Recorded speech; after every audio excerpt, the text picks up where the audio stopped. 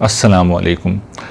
ناظرین، آج کی ویڈیو کے آغاز پہ میں اس چیز کی وضاحت کر دوں کہ میری ویڈیوز عام طور پر تذکیری ہوتی ہیں اور بچے بھی اپنے والدین کے ساتھ بارہا بیٹھ کے ان کو دیکھتے ہیں، والدین بلکہ خود ان کو بلا لیتے ہیں، لیکن آج کا موضوع چونکہ حساس ہے اس لیے میری درخواست ہے کہ آپ لوگ اس حوالے سے تھوڑا سا خیال کر لیجئے گا۔ جو گفتگو مجھے آج کرنی ہے اس کے پس منظر میں ایک واقعہ ہے جو حال ہی میں پیش آیا ہے۔ ہمارے ملک کی ایک معروف کاروباری شخصیت کے گھر کی خواتین کے حوالے سے ایک ویڈیو پچھلے دنوں بہت زیادہ پھیلی سوشل میڈیا پہ، اور اس ویڈیو میں یہ دکھایا گیا ہے کہ ان خواتین نے ایک دوسری اداکارہ کے گھر جا کر، اس کی رہائش گاہ میں جا کر اس کو اور اس کی بہن کو مارا پیٹا، ان پر تشدد کیا، اور یہ بات کہی گئی، الزام لگایا گیا کہ اس ماڈل یا اداکارہ کے ان حملہ آور خواتین میں سے ایک خاتون کے شوہر کے ساتھ ناجائز تعلقات تھے۔ مجھے اس واقعے پہ کوئی کمنٹ نہیں کرنا، میرا موضوع بحث اصل میں ایک دوسری چیز ہے جو اس واقعے کے پس منظر میں پھر ہمارے سوشل میڈیا پہ شروع ہوئی، وہ گفتگو شروع ہوئی، لوگوں نے اس پہ خیالات کا اظہار کیا، اور جو دو باتیں کہی گئی ہیں میں چاہتا ہوں کہ ان پہ کچھ میں کمنٹ کر کے دین کا موقف پیش کروں، اور اس کی وجہ یہ ہے کہ دین کی جو بنیادی تعلیمات ہے اس میں تین چیزیں ایسی ہیں جو بہت اہم ہیں۔ ایک یہ کہ اللہ کے ساتھ کسی کو شریک نہیں کرنا، دوسرا یہ کہ کسی انسان کو ناحق قتل نہیں کرنا، اور تیسرا یہ کہ زنا نہیں کرنا۔ اور سورہ فرقان میں اللہ تعالیٰ نے یہ بات واضح کی ہے کہ جن لوگوں نے ان تین جرائم کا ارتکاب کیا ان کی جو سزا مقرر ہے وہ ابدی جہنم ہے۔ تو اس حوالے سے یہ ضروری ہے کہ دین کا نقطہ نظر صحیح طور پر سامنے لایا جائے۔ جو بات کہی گئی اس واقعے کے پس منظر میں وہ یہ کہ دیکھیے ایک پیسے والا آدمی تھا، کھاتے پیتے گھرانے سے تعلق تھا، اس کے باوجود اس نے ایک ناجائز تعلق قائم کیا، بیوی کے ہوتے ہوئے، فیملی کے ہوتے ہوئے ناجائز تعلق قائم کیا۔ تو اس کی وجہ ہمارے معاشرتی رویے ہیں، وہ گھٹن ہے جو جنسی معاملات کے حوالے سے ہمارے یہاں پائی جاتی ہے، اور پھر اس کا جو حل لوگوں نے تجویز کیا، ایک حل تو یہ تھا کہ ہمارے ہاں بھی آزاد جنسی تعلق کو فروغ دیا جائے اور نوجوان بچوں کو یہ حق دیا جائے۔ انہوں نے مثال دے کے لوگوں نے یہ بتایا کہ جس طرح مغرب میں ہوتا ہے کہ باپ بچے کو بلوغت کے بعد یہ کہہ دیتا ہے کہ تم تعلق قائم کر سکتے ہو کسی بھی لڑکی کے ساتھ، گرل فرینڈ کے ساتھ، بس بچے نہیں کرنا۔ تو ان کا خیال یہ ہے کہ اس طریقے سے ایک نوجوان کی فرسٹریشن آؤٹ ہو جاتی ہے، وہ تجربات کے عمل سے گزر جاتا ہے، اور جب وہ بڑی عمر میں جا کر سیٹل ڈاؤن ہوتا ہے تو ایک اچھی عائلی زندگی وہ گزار سکتا ہے، اور اس طرح معاشرتی استحکام ہمارے یہاں بھی ان کے خیال میں آ سکتا ہے۔ یہ ایک راستہ ہے جو انہوں نے تجویز کیا ہے۔ دوسری طرف کچھ مذہبی لوگ ہیں، یعنی یہ تو ایک لبرل ویو پوائنٹ تھا، مذہبی لوگوں کی طرف سے جو بات کہی گئی، بہت سے، یعنی سب کی بات میں نہیں کر رہا، بہت سے یا کچھ لوگوں کی طرف سے یہ بات بڑے زور دے کے کہی گئی کہ اس طرح کے مسائل کا جو حل ہے وہ اسلام میں چونکہ لونڈیوں کا ایک اجازت دی گئی ہے، ان کا سلسلہ ہے، تو اس حل کو ہمیں استعمال کرنا چاہیے۔ تو ان دونوں چیزوں پہ میں چاہوں گا کہ تھوڑی سی گفتگو کروں۔ دیکھیے ایک بات جس کی میں شروع میں ہی تائید کر دوں کہ ہمارے رویے اس حوالے سے کوئی آئیڈیل نہیں ہے کہ ہم اپنے نوجوانوں کی شادیاں وقت پر نہیں کرتے، کچھ اس میں حالات کا بھی عمل دخل ہے، اور کچھ اس معاملے میں ہم بھی بہت زیادہ حساس نہیں ہیں۔ میں اس کے حل کی طرف بعد میں آؤں گا، تفصیل سے اس پہ بات کروں گا، لیکن پہلے ان دو چیزوں کے اوپر میں چاہتا ہوں کہ کچھ گفتگو کر لوں۔ دیکھیے جہاں تک پہلی چیز کا تعلق ہے، یہ اصل میں وہ حل ہے جو وکٹورین ایرا کے بعد، یعنی ملکہ وکٹوریہ کا جو زمانہ تھا 19ویں صدی کا، 1837 سے 1901 تک وہ برطانیہ کی ملکہ رہیں، تو اس دوران میں ایک خاص طرح کی سماجی رویے تھے جو یورپ میں اور خاص طور پہ برطانیہ کی سوسائٹی میں عام ہوئے، اور اس کے اندر شادی کے ادارے کی بہت اہمیت تھی۔ شادی سے باہر تعلقات کو بہت برا سمجھا جاتا تھا، خواتین بہت مہذب لباس پہنا کرتی تھیں، مرد کو کا رویہ بھی، یعنی آئیڈیل رویہ جسے سمجھا جاتا تھا وہ عفت کا ہی رویہ تھا۔ ظاہر ہے کہ انحرافات تو ہمیشہ ہوتے ہیں، ہر دور میں ہوتے ہیں، لیکن اس کو کوئی معیار نہیں سمجھا جاتا تھا بلکہ برا سمجھا جاتا تھا۔ صورتحال عملی طور پہ جبکہ دوسری طرف یہ تھی کہ سماجی انقلاب ایک بہت بڑا آیا تھا جس کے پیچھے صنعتی انقلاب تھا، اور صنعتی انقلاب نے ایک بہت بڑی معاشرے میں تبدیلی پیدا کی تھی کہ لوگ جو گاؤں دیہاتوں میں رہتے تھے، جہاں پر یہ ممکن تھا کہ جلدی شادی ہو جائے، رہائش کا بھی کوئی مسئلہ نہیں تھا، روزگار کا بھی کوئی مسئلہ نہیں تھا، اب لوگ کاسموپولیٹن سٹیز میں آنے لگے، بڑے بڑے شہروں میں آنے لگے، جہاں انہیں اپنی رہائش ارینج کرنی ہے، اپنا روزگار ارینج کرنا ہے، پھر ظاہر ہے کہ ضروریات زندگی ہیں جو انہیں کرنی ہے، پھر تعلیم کا بھی ایک سلسلہ تھا جو ان سب سے پہلے تھا۔ تو شادی کی عمر گویا کہ بہت آگے چلی گئی، جبکہ انسانی ضرورت بلوغت کے بعد ہی پیدا ہو جاتی ہے، جو کہ 13-14 سال کی عمر میں کی عمر ہوتی ہے، اور اس کے بعد تقریباً 15 سال 16 سال 17 سال جو ہے وہ غیر شادی شدہ لوگ رہتے تھے۔ تو ایک کرائسس تھا جو سماج میں، یورپ کے اور مغرب کے سماج میں، خاص طور پہ برطانیہ کے سماج میں پیدا ہو گیا تھا۔ تو لارڈ برٹن رسل نے اس زمانے میں ایک کتاب لکھی، اور اس کتاب نے مغرب کو بدل دیا۔ اس کتاب کا نام تھا میرج اینڈ مورلز۔ اس میں انہوں نے پوری قوت کے ساتھ یہ مقدمہ لڑا تھا کہ یہ جو شادی کا ادارہ ہے،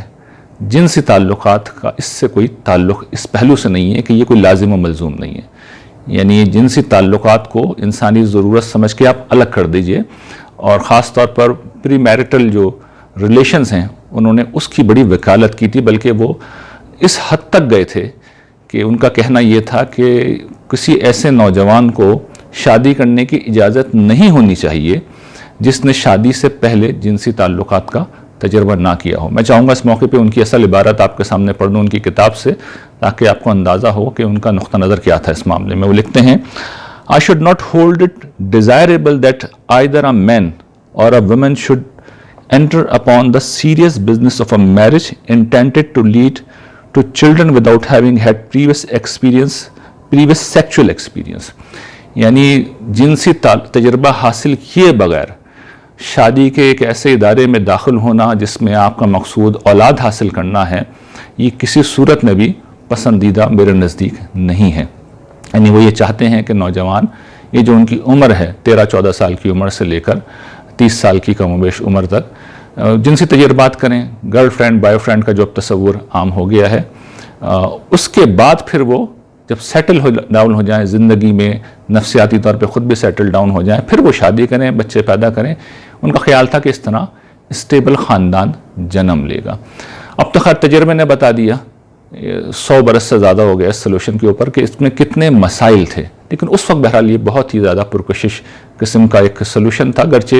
اس کی مخالفت ہوئی، برٹن رسل کے خلاف بڑی مہم چلی، لیکن مغرب نے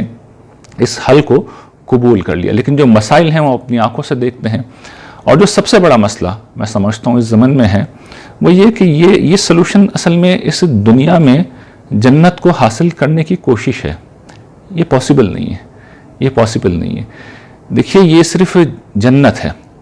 جہاں پر اللہ تعالیٰ انسان کو اس کی خواہش کے مطابق چیزیں دیں گے۔ اس دنیا میں اللہ تعالیٰ نے ضرورت کا حل تو رکھا ہے، خواہش کے لامحدود سمندر کی تسکین کا اہتمام نہیں ہے۔ ایک درجے میں آپ کسی نہ کسی درجے میں اپنی خواہش کو پورا کر سکتے ہیں، لیکن ہمیں اپنی ضرورت تک اپنے آپ کو محدود رکھنا ہوگا۔ جنت کے بارے میں اللہ تعالیٰ نے یہ بات بیان کی ہے نا کہ وہاں کی جو بیویاں ہیں، جب شادی مرد و عورت شادی کے بندھن میں بن کے رہیں گے، تو قرآن نے ایک بہت دلچسپ بات کی ہے اور بڑی غیر معمولی بات ہے۔ اللہ تعالیٰ کہتے ہیں کہ سورہ واقعہ میں انا انشانہن انشان فجعلنہن ابکارا، کہ ہم نے ان عورتوں کو، یعنی جو بیویاں ہیں اہل جنت کی، ان کو ہم نے خاص طریقے پہ انہیں پیدا کیا، ان کی اٹھان اٹھائی ہے، اور وہ اٹھان کیا ہے کہ وہ ہمیشہ گویا کہ کنواریاں رہیں گی۔ یعنی کہ وہ جو مردوں کو تھرل ہوتا ہے، وہ جو رومانٹک لو کا ان کے اندر ایک خواہش ہے، اور جس کے بارے میں خود برٹن رسل نے ایک جملہ لکھا ہے، میں چاہتا ہوں وہ بھی آپ کے ساتھ شیئر کر دوں۔ اسی سے کو میں نے کہا تھا کہ دنیا میں جنت حاصل کرنے کی خواہش، وہ کہتے ہیں I believe myself that romantic love is the source of the most intense delights that life has to offer۔ جو سب سے بڑی خوشی مسرت اس دنیا میں انسان کو زندگی دے سکتی ہے، زندگی جو سب سے بڑی مسرت دے سکتی ہے، وہ کیا ہے؟ وہ رومانٹک لو ہے، وہ تھرل ہے جو ایک مرد اور عورت کی محبت میں کسی شخص کو ملتا ہے۔ تو اس دنیا میں یہ پاسبل نہیں ہے۔ یہ آخرت میں قرآن نے بتایا کہ ہر دفعہ جب آپ اپنی بیوی کے پاس جائیں گے تو آپ کو پتہ چلے گا کہ وہ تو کنواری ہے، یعنی وہی اجنبیت، وہی کیفیت، وہی احساس جس کو یہاں پر رومانٹک لفظ سے تعبیر کیا گیا ہے، محبوبہ ہی رہے گی، گویا کہ آپ یہ سمجھ لیجئے کہ وہاں کی بیویاں جو ہیں محبوبہ ہی بنی رہیں گی. تو یہ جنت ہے. جبکہ اس دنیا کے اندر، ہماری موجودہ دنیا میں اللہ تعالیٰ نے ضرورت پوری کرنے کا یقیناً اہتمام کیا ہے، مرد عورت کو پیدا کیا ہے انہوں نے، لیکن انسان کی خواہشات کی بھی تکمیل ہو جائے، تسکین ہو جائے، اس کا یہاں پہ کوئی امکان نہیں ہے. انسان ہمیشہ یہاں پہ پیاسا رہے گا. طریقہ یہ نہیں ہے کہ انسان اپنی پیاس بجھانے کے لیے ساری حدود کو پامال کر جائے. طریقہ یہ ہے کہ انسان سیلف کنٹرول کی عادت ڈالے، اور جب یہ نہیں کریں گے تو دیکھیے پھر مغرب میں کیا ہوا. ہم نے یہ دیکھا کہ لوگ خواہشات کے پیچھے جب اندھا دھند بھاگے ہیں تو اس کے نتیجے میں ہوا یہ کہ لوگوں کو طرح طرح کے نفسیاتی روگ لگ گئے، خاندان کا ادارہ درم برم ہو گیا، جسمانی بیماریاں ہیں جو پھیلی ہیں، معصوم بچے ہیں جو گویا کہ اکثر خاندان ٹوٹنے کی بنا پر ماں باپ میں سے کسی ایک یا دونوں کی شفقت سے محروم ہو جاتے ہیں. تو اس طرح کی صورتحال ہے جس سے مغرب گزر رہا ہے، اور خاندانی طور پہ ہم یہ بات جانتے ہیں کہ وہاں سیریس مسائل ہیں. انسانوں کو بڑے نفسیاتی صدمے اور بڑے دھچکے پہنچتے ہیں، اس لیے کہ یہ جو جنس کا جذبہ ہے یہ خارش کے مرض کی طرح ہے. آپ خارش کے مرض میں جتنا اپنے آپ کو کھجائیں گے تو وقتی سکون ملے گا، لیکن اس کے بعد وہ خواہش اور بڑھ جائے گی، وہ خارش اور بڑھ جائے گی، اور یہ ایک نشہ ہے جو انسان کو لگ جائے گا. اور اس میں انسان کی نفسیات کیا ہوتی ہے، میں اپنے والد صاحب کے حوالے سے، اللہ ان کی بخشش فرمائے، ان کے درجات بلند کرے، ان کا انتقال ہو گیا. وہ ایک بات ہم بیٹوں سے کہا کرتے تھے کہ بیٹا انسانوں کی نفسیات یہ ہے، مردوں کی نفسیات یہ ہے کہ اپنے بچے اور دوسروں کی بیوی انسان کو ہمیشہ اچھے لگتے ہیں، لیکن اس بنیاد پر کبھی زندگی کے فیصلے نہ کرنا یہ ایلوژن ہے. تو یہ اصول اگر ہم یاد رکھ لیں کہ ہم جب بھی اپنی شادی کے دائرے سے باہر نکلیں گے، کسی دوسری خاتون کی طرف جائیں گے تو پتہ یہ چلے گا کہ شروع میں وہ بھی اچھی لگ رہی ہوگی، لیکن جیسے ہی ایک شے کو ہم حاصل کریں گے تو اس چیز کی جو خوشی تھی، سرشاری تھی، وہ جو تھرل تھا، وہ جو رومانٹک ٹچ تھا، وہ سب ختم ہو جائے گا. اس کے بعد کچھ بھی نہیں بچے گا. پھر تیسرے، پھر چوتھے، پھر پانچویں، یہاں تک کہ موت آ جائے گی. الہاکم التکاثر حتی زرتم المقابر کا ہم نمونہ بن جائیں گے. تو یہ دنیا کی ہر چیز کا معاملہ ہے، لیکن یہاں پر یہ سب سے زیادہ ہوتا ہے. تو اس کو ہمیں سمجھ لینا چاہیے کہ this is not a solution, this is under problem. یہ ہر پہلو سے پرابلم ہے، اور اس لیے ہمارے دین میں نہ صرف زنا کو حرام قرار دیا گیا، اللہ تعالیٰ نے بہت سختی کے ساتھ اس کی ممانعت کی ہے، بلکہ یہ تک کہا ہے کہ وَلَا تَقْرَبُوا الزِّنَا إِنَّهُ كَانَ فَاحِشًا وَسَاءَ سَبِيلًا. زنا کے قریب بھی مت جانا، یہ ایک فحش چیز ہے اور بدترین راستہ ہے. اچھا، جو دوسرا سولوشن ہے جو پیش کیا جا رہا ہے کہ یہ جو لونڈیاں ہیں یہ گویا کہ کوئی حل ہے، تو میں بہت ادب سے یہ سوال کرنے کی جسارت کروں گا ان لوگوں سے جو یہ سولوشن پیش کرتے ہیں کہ یہ فرمائیے کہ اس دور میں لونڈیاں کہاں سے آئیں گی؟ اس دور میں لونڈیاں نہیں ہیں. لونڈیاں حاصل کرنے کا ایک ہی طریقہ ہے کہ زبردستی لوگوں کو غلام بنایا جائے. تو اب یہ فرمائیے کہ لوگوں کو غلام بنانا، ان کی آزادی کو سلب کرنا، یہ کوئی جائز چیز ہے؟ کیا اسلام اس کی اجازت دے گا؟ کیونکہ آپ کا سولوشن مذہبی ہے تو میرا سوال بھی مذہبی ہے. کیا اسلام اس ظلم عظیم کی اجازت دے گا؟ ظلم کے بارے میں قرآن مجید کی سٹیٹمنٹس پڑھ لیں آپ، اللہ تعالیٰ کیا کہتے ہیں، کس درجے کی ان کی وعیدیں ہیں، کتنا سخت ان کا اس معاملے میں رویہ ہے، اور جہنم میں جو چیزیں لے جانے والی ہیں ان میں سر فہرست ظلم ہے. تو اس ظلم کا ارتکاب کر کے ہم کیسے خدا کی پکڑ سے بچ سکتے ہیں؟ دوسرا طریقہ جو ممکنہ طور پہ پہلے زمانے میں تھا وہ یہ تھا کہ جنگی قیدیوں کو اس مقصد کے لیے استعمال کیا جائے کہ انہیں لونڈی غلام بنایا جائے، لیکن قرآن مجید نے اس کا راستہ بھی بند کر دیا. اللہ تعالیٰ قرآن مجید میں سورہ محمد میں یہ بات بیان کرتے ہیں کہ اما منم بعد، کہ جب لوگوں کو تم جو تمہارے ساتھ جنگ کر رہے ہیں ان کو جب کچل دو تو یا اس کے بعد جو قیدی ہیں تو یا تو ان کو تم احسان کر کے آزاد کر دو، وہ اما فدان، یا فدیہ دے کے چھوڑ دو. تیسرا کوئی راستہ نہیں ہے، یعنی قیدی نہیں بنا سکتے. تو قرآن مجید تو کوئی راستہ نہیں چھوڑ رہا، نہ وہ یہ کہہ رہا ہے کہ لوگوں کو تم غلام بنا سکتے ہو، لونڈیاں بنا سکتے ہو، نہ جنگی قیدیوں کو وہ پکڑے رکھنے کا حکم دے رہا ہے. اور دور جدید میں تو آپ کو پتہ ہے کہ پرزنرز آف وار جو ہیں ان کے تبادلے کا قانون موجود ہے. تو اس دور میں تو یہ کسی طرح بھی ممکن نہیں ہے. یہ البتہ تو کوئی طالب علم سوال کر سکتا ہے کہ قرآن میں یہ چیز بیان کیوں ہو گئی؟ تو ہم اس کی وضاحت اس طرح کریں گے کہ دیکھیے قرآن مجید جس دور میں نازل ہو رہا تھا وہاں یہ چیز ایک برائی کی طرح ہر طرف پھیلی ہوئی تھی، اتنی زیادہ پھیلی ہوئی تھی کہ ہر گھر میں لونڈے غلام تھے. اور لونڈیوں سے تمتع کا عمل جو تھا وہ عام تھا۔ اب قرآن مجید کے پاس ایک راستہ یہ تھا کہ ایک روز ایک حکم جاری کریں اللہ تعالیٰ اور سب کو فارغ کر دیں، سب آزاد ہو جائیں، لیکن اس کا نتیجہ کیا نکلتا؟ نتیجہ یہ نکلتا کہ خود لونڈی غلام سب سے زیادہ مشقت میں پڑ جاتے، اس لیے کہ اتنی بڑی تعداد میں لونڈیاں اور غلام باہر آ جاتے، یعنی سڑکوں پہ آ جاتے کہ ان کے لیے معاش کا بندوبست کرنا ممکن نہیں تھا، ان کے لیے رہائش کا بندوبست کرنا ممکن نہیں تھا۔ ان کے مالک انہیں ساری سہولتیں دے رہے تھے، اور خاص طور پر قرآن مجید نے جو طریقہ اختیار کیا تھا گریجولی اس مسئلے کو ختم کرنے کے لیے کہ ان کے بارے میں کہا گیا تھا کہ ان کو اچھے طریقے سے پکارو، ان کا جو لباس ہے وہی رکھو جو تمہارا ہے، جو خود کھا رہے ہو وہی انہیں کھلاؤ، جو خود پہن رہے ہو وہی انہیں پہناؤ۔ تو قرآن مجید نے تو گویا کہ غلاموں کو بڑی عزت و تکریم دی تھی، اور اس کے بعد آخری معاملہ یہ کر دیا تھا کہ آپ مکاتبت کے عمل کے ذریعے سے، سورہ نور میں یہ اجازت دی گئی، یہ حکم دیا گیا کہ جو غلام آزاد ہونا چاہیے یا لونڈی آزاد ہونا چاہے وہ اپنے مالک سے معاہدہ کر لے، جی میں اتنے پیسے آپ کی جو میری قیمت بنتی ہے میں آپ کو کما کے کہیں سے ارینج کر دوں گا یا کر دوں گی، اور آپ مجھے آزاد کر دیں۔ اور مسلمانوں کے لیے بہت بڑے ثواب کا کام اسے بیان کیا گیا تھا کہ تم لونڈی غلاموں کو آزاد کراؤ۔ تو ایک پوری تحریک تھی جو قرآن نے چلائی، جس میں لونڈی غلاموں کو اللہ تعالیٰ نے آزاد کرانے کی ترغیب دی۔ اسلام نے مکاتبت کا راستہ بھی کھولا، اسلام نے لونڈی غلاموں کو آزاد کرانے کی تحریک بھی چلائی، اسلام نے لونڈی غلاموں سے اچھا سلوک کرنے کا حکم بھی دیا، اسلام نے مختلف سزاؤں میں یہ راستہ بھی کھولا کہ لوگ کفارے کے طور پہ لونڈی یا غلام کو آزاد کر دیں۔ تو یہ گویا کہ ایک پوری صورتحال تھی جس میں قرآن مجید نے بتدریج لونڈی غلاموں کی صورتحال کو بہتر بنایا اور ان کے لیے آزادی کے راستے کھولے، اور مکاتبت کے ذریعے سے تو گویا ان کی آزادی کا پروانہ ان کے ہاتھ میں تھما دیا گیا تھا۔ لیکن دیکھیے لونڈی غلام بھی اس بات کو سمجھتے تھے کہ ایک امیر مالک ہے، مجھے اچھی طرح کھلا رہا ہے، رکھ رہا ہے، پلا رہا ہے، تو بہرحال میں باہر جا کے اس سے اچھی زندگی نہیں گزار سکتا۔ تو وہ کوشش کرتے تھے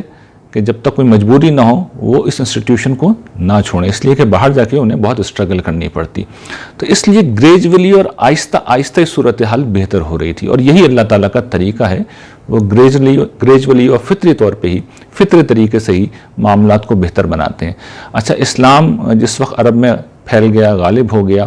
تو یہ صورتحال ہم دیکھتے ہیں کہ کوئی لونڈی غلام نہیں بنایا گیا۔ رسول اللہ صلی اللہ علیہ وسلم نے پورے عرب کو فتح کر لیا، اللہ نے غلبہ دیا، لیکن لاکھوں کی آبادی تھی، کسی کو لونڈی غلام نہیں بنایا گیا، سب کو آزاد رکھا گیا، سوائے ان لوگوں کے جو پہلے سے غلام تھے۔ تو ان کے لیے پھر یہ راستہ کھولا گیا اور اس راستے کو لوگوں نے استعمال کیا۔ یہی بات صادق آتی ہے خلافت راشدہ کے دور میں، وہاں پہ بھی یہی ہو رہا تھا، لیکن انفارچونیٹلی دو چیزیں ہوئیں۔ خلافت راشدہ میں ایک تو یہ ہوا کہ جب صحابہ کرام نے پورے مڈل ایسٹ کو فتح کر لیا، روم اور ایران کی عظیم سلطنتوں کو شکست دے دی، تو وہاں پر لاکھوں کروڑوں لونڈی غلام تھے جو پہلے سے موجود تھے، وہ سب کے سب آ گئے۔ چنانچہ اس صورتحال میں اب یہ ڈرامائی تبدیلی آئی۔ اچھا، پھر یہ ہوا کہ خلافت راشدہ بہت زیادہ عرصے تک جاری نہیں رہی، اور اس کے بعد آمریت کا دور شروع ہو گیا۔ جب آمریت کا دور آ گیا تو آمریت کا تو مطلب یہ ہے کہ کسی شخص نے، کسی خاندان نے پوری قوم کو غلام بنا لیا ہے اور ان پہ حکومت کر رہے ہیں، تو پھر غلامی بھی گویا کہ قبول کر لی گئی۔ اور اس کے بعد پھر ہماری وہ فقہی روایت وجود میں آئی کہ جہاں پہ ہمیں ذکر ملتا ہے کہ لونڈی غلاموں کو رکھنے کی اجازت ہے۔ قرآن مجید کا یہ نہ منشا تھا، نہ قرآن مجید نے یہ چاہا تھا۔ اللہ تعالیٰ تو اس صورتحال کو ختم کر رہے تھے، لیکن یہ چیز اتنی خلاف زمانہ تھی کہ پوری طرح ہو نہیں سکی، اور یہاں تک کہ ہم موجودہ دور میں پہنچتے ہیں، اور الحمدللہ اللہ تعالیٰ نے اس لعنت سے ہمیں نجات عطا فرما دی ہے، اور اللہ کا شکر ہے اب کسی کو لونڈی غلام نہیں بنایا جاتا۔ تو یہ بھی کوئی سلوشن نہیں ہے، اس لیے کہ جیسا کہ میں عرض کر چکا ہوں، لونڈی غلام اس وقت لائیں گے کہاں سے؟ اور اگر میری پوری علمی گفتگو سمجھ میں نہیں آئی ہے تو ایک سوال اپنے آپ سے کر لیجئے، آپ میں سے کون ہے جو اپنی بہن بیٹی کے بارے میں پسند کرے گا کہ اس کو اغوا کیا جائے اور اس کو لونڈی بنا کے بیچا جائے؟ تو اس سے آپ کو آپ کے سوال کا جواب مل جائے گا۔ یہ خدا نخواستہ کوئی طنز نہیں ہے، صورتحال کی سنگینی ہے جو میں آپ کے سامنے رکھ رہا ہوں کہ کس درجے کا یہ قبیح عمل ہے۔ باقی آخری چیز جو میں آپ کے سامنے رکھوں گا وہ یہ کہ اس مسئلے کا حل کیا ہے، کیونکہ مسئلہ تو اپنی جگہ موجود ہے، ہم ایک معاشرتی گھٹن کے اندر زندہ ہیں، 12-13 14 سال کی عمر میں ہمارا نوجوان بالغ ہو جاتا ہے اور 30 سال تک 35 سال تک ہم اس کی شادی نہیں کر پاتے ہیں. تو دیکھیے اس کا حل یہ ہے کہ ہم نے جو مادی انداز فکر اختیار کر لیا ہے اور اس میں ہم یہ کرتے ہیں کہ بہت سارے پیسے ہوں, شادی ہم بہت دھوم دھام سے کرتے ہیں, شادی کو ہم نے اب ملینز آف روپیز کا ایک ایونٹ بنا دیا. یہ بہت بڑا ظلم ہے جو ہم کر رہے ہیں, بہت بڑا ظلم ہے ہم کر رہے ہیں. شادی کو اتنا ہی سادہ ہونا چاہیے جتنا مثال کے طور پر ہمارا روزمرہ کا کھانا ہوتا ہے, کہ ہم بس جو ضرورت اس کے لیے ہوتی ہے وہ لے آتے ہیں اور کھانا بنا لیتے ہیں. شادی کو اتنا ہی سمپل ہونا چاہیے. اور اس معاملے میں میں سمجھتا ہوں ہمارے اوپر فرض ہے, ہمارے اوپر فرض ہے. اگر زنا حرام ہے تو پھر نکاح کو اس طرح فروغ دینا ہمارے اوپر فرض ہے. جب ہم یہ کریں گے, سادگی سے شادی کریں گے, تو دیکھیے پھر ہم اس قابل ہوں گے کہ اپنے بچوں کو اور اپنی بچیوں کو ایک مناسب عمر میں بیاہ دیں. میں یہ نہیں کہہ رہا کہ بلوغت کے فوراً بعد, ظاہر ہے کہ بلوغت کے بعد انسان کو ذہنی بلوغت کے لیے بھی کچھ وقت چاہیے ہوتا ہے. پھر آج کل تعلیم بھی ہے, کچھ نہ کچھ آدمی سیٹل ہوتا ہے زندگی کے اندر. 20 سال کی عمر کے بعد 22 سال کی عمر تک ایک نوجوان جو ہوتا ہے وہ جسمانی طور پہ بھی ایک آئیڈیل جگہ پہ آ جاتا ہے اس دور کے حساب سے. تعلیم بھی اس کی کم و بیش پوری ہو رہی ہوتی ہے, اور اس وقت اگر اسے رشتہ ازدواج سے باندھ دیا جائے تو پھر اس کے اندر سیلف کنٹرول پیدا ہونا بھی آسان ہوتا ہے, اس لیے کہ اس کی ضرورت تو پوری ہو گئی. اور اسے بتایا جا سکتا ہے کہ دین دیکھیے حفظ فروج کو, حفظ فروج کا مطلب کیا ہے؟ عفت, پاک دامنی, اس زندگی کو ایک مطلوب رویے کے طور پہ پیش کرتا ہے. تو جب ہم اپنے رویے کو ٹھیک کریں گے, ہم اپنے نوجوانوں کو صحیح جگہ پہ مواقع دیں گے اور ان کی تربیت بھی کریں گے, صحیح عمر میں شادی بھی کریں گے, تو مجھے یقین یہ ہے کہ یہ صورتحال بہت بہتر ہوگی. جو کرائسس اس وقت ہے کہ ہم ہر اعتبار سے, یعنی جنسی معاملات میں ہم دیکھتے ہیں کہ پورنوگرافی بھی اتنی پھیل رہی ہے, ہم یہ دیکھتے ہیں کہ خواتین کو ایزا بھی دی جا رہی ہے, چھیڑا بھی جاتا ہے, گھورا بھی جاتا ہے. ان سب کے پیچھے اصل میں یہ رویے ہیں ہمارے, اور پھر یہ بہت سی بہنیں ہیں جو گھروں میں بیٹھی رہ جاتی ہیں. تو ان سب چیزوں کی انشاءاللہ اصلاح ہوگی. وآخر دعوانا ان الحمدللہ رب العالمین.